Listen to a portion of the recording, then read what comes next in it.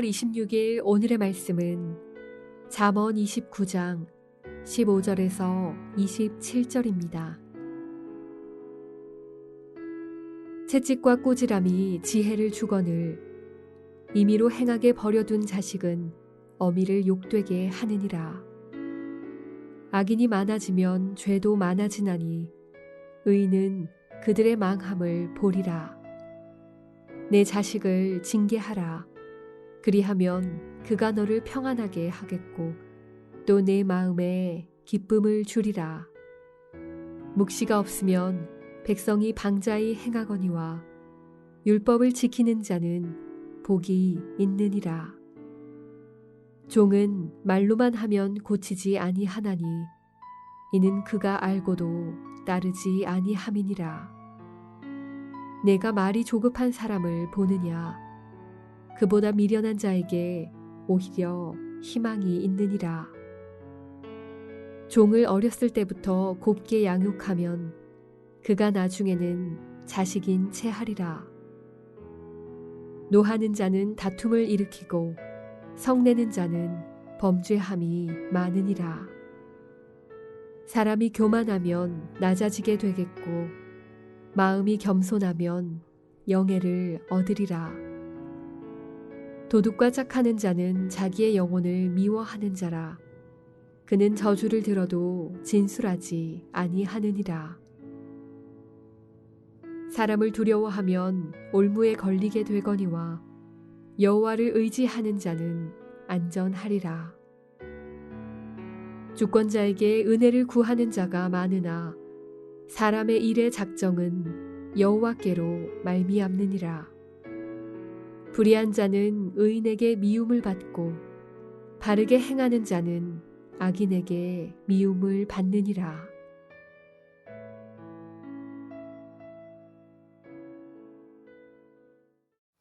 반갑습니다. 토요일에도 하나님의 말씀을 듣기 위해 말씀 앞으로 나아오신 여러분을 환영하고 축복합니다.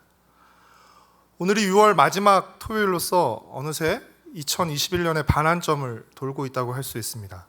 이번 한 주뿐 아니라 올해의 전반전을 달려오신 여러분에게 정말 수고 많으셨다고 말씀드리고 싶고, 새로운 한 주와 곧 펼쳐질 올해의 후반전도 힘있게 달려가시길 응원하고 하나님께서 힘 주시길 기도합니다. 저희 집에는 반려동물도 없고 어린아이도 없지만 종종 개는 훌륭하다나 요즘 육아 금쪽 같은 내 새끼 같은 TV 프로그램을 보곤 합니다. 반려동물과 어린아이를 대상으로 하는 전혀 다른 프로그램이지만 두 프로그램을 보면 공통적으로 통하는 한 가지가 있습니다. 그것은 바로 양육의 중요성입니다. 물론 각 가정에 사정과 상황이 있지만 핵심은 반려동물이 되었든 어린아이가 되었든 주인과 부모가 끌고 가느냐 아니면 끌려가느냐인 것 같습니다. 가끔씩 사랑이라는 이름으로 반려동물과 자녀를 방치하며 끌려가는 주인과 부모를 보면 참 답답하고 화도 납니다. 왜냐하면 양육을 제대로 하지 않거나 못함으로써 자녀도 부모도 또 주위 사람들도 모두 힘들어하고 고통스러워하기 때문입니다. 오늘 본문 15절은 채찍과 꾸지람이 지혜를 준다고 말하고 있습니다. 이는 문자 그대로 채찍으로 자녀를 때리라는 말이 아니라 자녀가 잘못할 경우 징계하라는 것입니다. 여러분이 만약 자녀가 잘못을 하는데도 사랑한다고 징계하지 않고 그냥 제멋대로 하게 내버려 두면 어떤 일이 일어날까요? 그 자녀가 잘못을 계속하게 되어 결국엔 부모를 욕되게 합니다. 15절 말씀입니다. 채찍과 꾸지람이 지혜를 주거늘 임의로 행하게 버려둔 자식은 어미를 욕되게 하느니라. 그러나 자녀가 잘못할 경우 가슴 아프고 속상하지만 따끔하게 징계를 해서 바로잡으면 그 자녀는 부모의 마음을 평안하게 하고 기쁘게 합니다. 17절 말씀입니다. 내 자식을 징계하라. 그리하면 그가 너를 평안하게 하겠고 내 마음에 기쁨을 주리라. 여러분은 어느 쪽을 선택하시겠습니까? 여러분을 위해서가 아니라 여러분의 자녀를 위해서 어느 쪽이 더 유익한 쪽이겠습니까? 완벽한 사람이 없기에 완벽한 자녀도 없습니다. 따라서 자녀를 징계하고 훈육하지 않는 것은 자녀를 위하는 것이 아니라 망치는 것입니다. 사랑이라는 이름으로 자녀의 잘못에 눈을 감고 훈육하지 않으면 여러분은 훗날 그 때문에 눈물 짓고 한숨 쉬게 될 것입니다. 잠언 20장 11절은 비록 아이라도 자기의 동작으로 자기 품행이 청결한 여부와 정직한 여부를 나타내느니라 라고 기록하고 있습니다. 어리다고 잘못을 봐줄 것이 아니라 어려서부터 잘못을 바로잡아 주어야 합니다. 그렇다면 자녀를 징계하고 훈계하는 기준은 무엇이 되어야 하겠습니까? 절대 우리의 감정이나 기분이 아니라 하나님의 기준, 즉 말씀이어야 합니다. 18절 말씀입니다. 묵시가 없으면 백성이 방자히 행하거니와 율법을 지키는 자는 복이 있느니라. 묵시나 율법은 하나님의 말씀이라고 할 수 있습니다. 하나님의 말씀이 없으면, 그래서 하나님의 가르침을 받으면 어떤 일이 일어납니까? 백성이 방자히 행하게 됩니다. 방자하다는 것은 어려워하거나 삼가는 태도 없이 무례하고 건방지다는 것을 의미합니다. 사랑하는 성도 여러분, 하나님의 말씀이 우리 안에 없으면 우리는 방자히 행하게 됩니다. 하나님의 가르침을 받지 않으면 우리는 제멋대로 행하게 됩니다. 그러나 하나님의 말씀이 우리 안에 있고 그 말씀을 지키면 우리는 복을 받습니다. 여러분은 어느 쪽을 선택하시겠습니까? 하나님의 말씀을 무시하고 방자히 행하는 쪽을 선택하시겠습니까? 아니면 하나님의 말씀을 무겁게 여기며 순종하여 복을 받는 쪽을 선택하시겠습니까? 우리는 우리 자신이 먼저 하나님의 말씀으로 훈육받을 뿐 아니라 하나님의 말씀으로 우리 자녀를 훈육해야 합니다.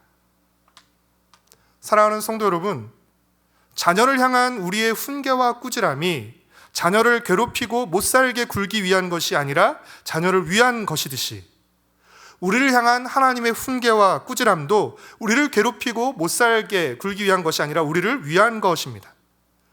우리의 잘못을 바로잡고 우리가 복받게 하기 위한 것입니다. 그렇기에 율법을 지키는 것, 말씀을 지키는 것은 우리 자신과 자녀를 죄로부터 지키는 것일 뿐 아니라 하나님께서 우리에게 주신 복을 지키는 것이라고 할 수 있습니다.